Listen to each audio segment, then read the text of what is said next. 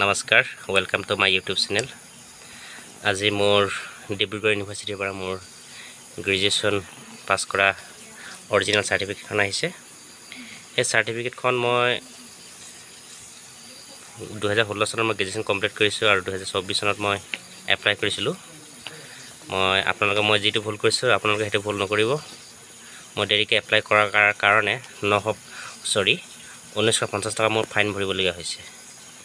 গতিকে আপোনালোকে সেইটো ভুল নকৰিব। মই এতিয়া আনবক্সিং কৰিম, এনেই খুলিম। আনবক্সিং কৰি মই এতিয়া কোনফালে খোলোঁ?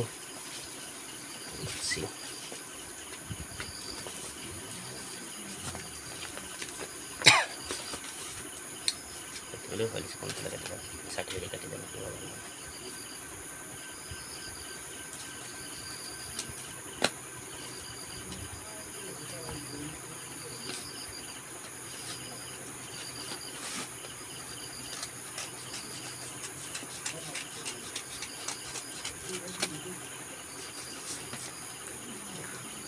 এইফালে কটনেৰে ধন্যবাদ।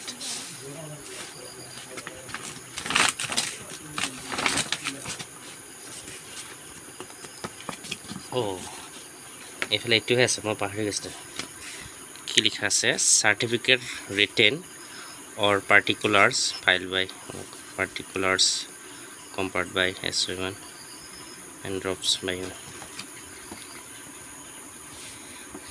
ডিব্ৰুগড় ইউনিভাৰ্চিটি, ভাৰত গণৰাজ্য অসমৰ ডিব্ৰুগড় বিশ্ববিদ্যালয় মোহৰ আৰু কৰ্তৃত্ব অনুসাৰে ঢকুৱাখানা মহাবিদ্যালয় গৌতম সিংহক 2016 বৰ্ষৰ ৰাজনীতি বিজ্ঞান বিষয়ত উচ্চ মানসহ দ্বিতীয় শ্ৰেণীৰ কলা স্নাতক ডিগ্ৰী প্ৰদান কৰা হ'ল। গৌতম সিংহ of Dhakuakhana College has been awarded the degree of Bachelors of Arts with second class in Political Science major in the years 2016 under the seal of Dibrugarh University, Assam in the Republic of India. Date 15 July 2024. Dibrugarh Assam Vice Chancellor. Roll number হৈছে মোৰ, এয়া হৈছে মোৰ roll number আৰু registration number. Certificate